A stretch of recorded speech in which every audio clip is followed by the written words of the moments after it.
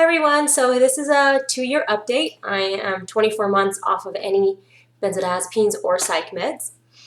Um, I'm actually making 2 videos back to back here, so you're going to probably see me in the exact same outfit because I felt that there's a couple that I needed to make that were really important. But I just wanted to give you an idea of what 2 years benzo-free looks like for me.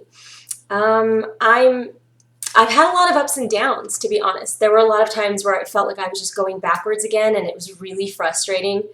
A lot of that is because of mistakes that I made. Some of the mistakes that we tend to make when we first start to heal is we try and push it too hard.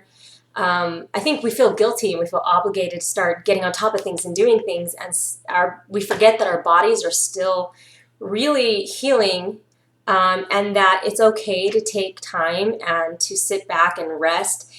Don't feel guilty that just because now when you rest you actually can enjoy watching TV as opposed to before where it was just like miserable no matter what. It's okay to sit back and rest and take that time. And I know not life doesn't always allow you to do that. I get that. Part of what sort of interrupted my recovery process is that my son became extremely ill. He had a bad reaction to a medication and I started having to care for him.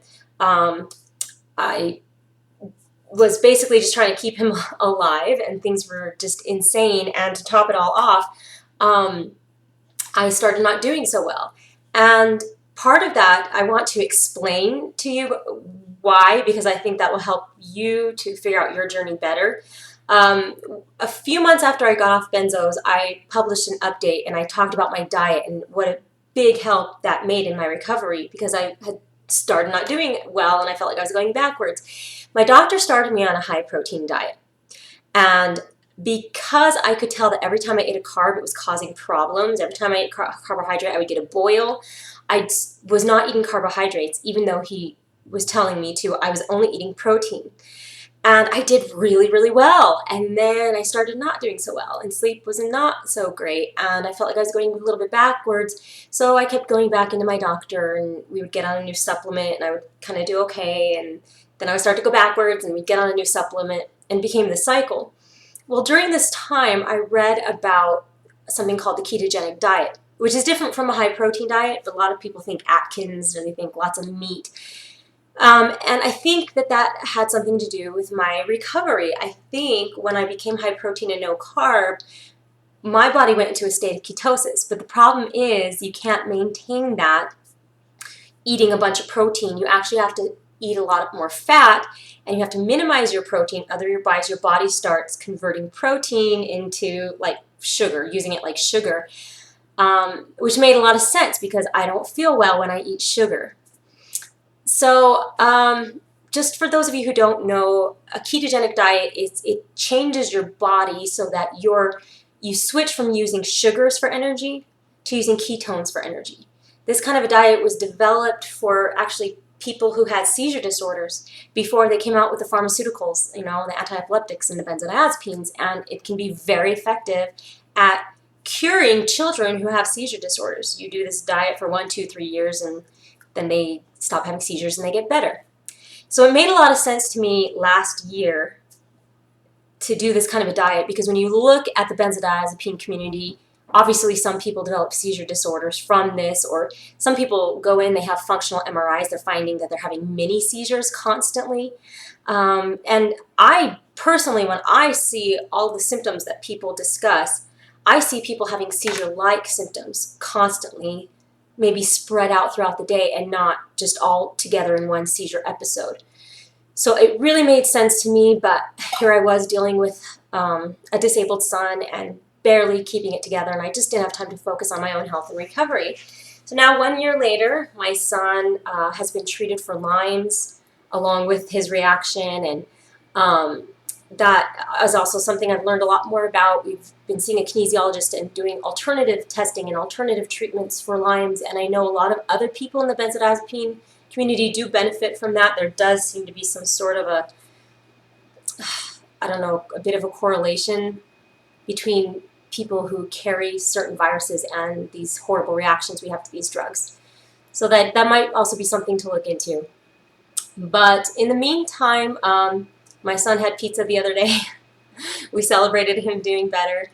And I've started the ketogenic diet after fasting, a 24-hour fast, because I did that for religious purposes, but I noticed I felt so much more neurologically symptom-free and clear-headed, and I slept well that night. And I thought, okay, it's time to just do this.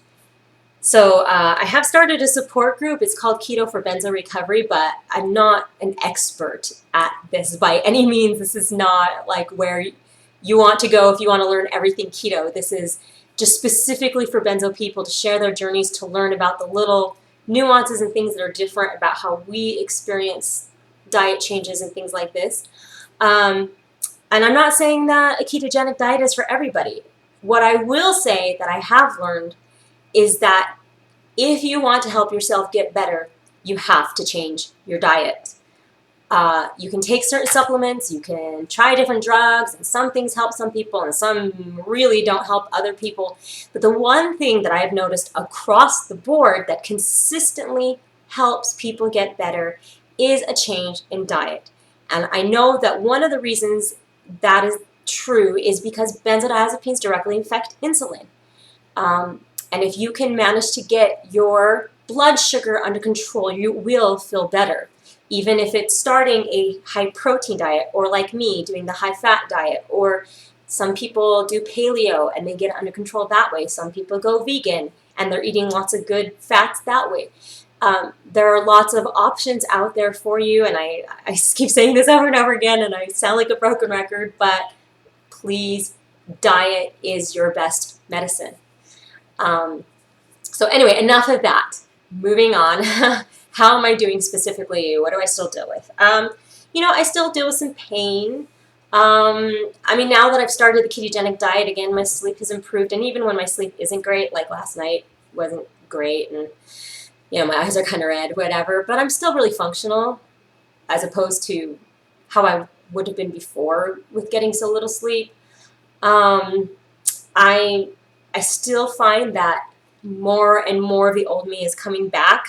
There's still, I guess, a long ways to go. I find that it's kind of interesting trying to get back into your role as whatever your role is in your household. When I started being a mom again, my kids actually kind of weren't too happy about that because they had to start following all kinds of rules again, and uh-oh, mom's back. And my husband, being the sole caretaker, has had a hard time giving up some of that control. Not that he's a control freak, but hi honey, I love you. But no, it's just he's so used to being on top of things and dealing with my benzo brain, or me not being able to follow through, that it's hard for him sometimes, and I just have to say, it's okay, I got this. It's okay, no, I'm on top of this, I got this, don't worry about that. So I would just say, just be very, very patient. Because people were so used to you being not you, it's hard for them now to accept that you are you again. But yeah, I got up early this morning and took my kids to golf at 8 in the morning, and then we do dance classes, and we just do so many things that even when I was doing well last year, I didn't feel this good doing them. And I'm not perfect. I still kind of get a little bit of DR in the mornings, but it's not bad. I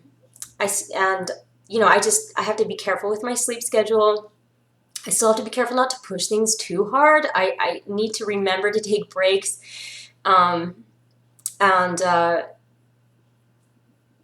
obviously be careful with what I eat and stuff like that. But it's more just about learning to be human again, learning who I am again, and accepting that, and accepting new roles and new responsibilities and things like that, and having faith that I can do those things or make those kinds of plans. I'm still pretty trepidatious when it comes to planning anything, because I never know, okay, am I going to sort of end up having a bad window during this time, or is it going to be a good time? But things are good, and my kids, I feel like they pretty much have their mom back, and I'm 39. My health isn't perfect. I still deal with some limitations, somewhat of a disability, but I don't feel like I'm really all that abnormal compared to the people around me. Because when you start to get middle-aged, people get health issues, and it's not that weird, I guess, anymore for me to be how I am. So I hope that gives you guys some perspective and some hope, and onward and upward, right? We'll talk to you later.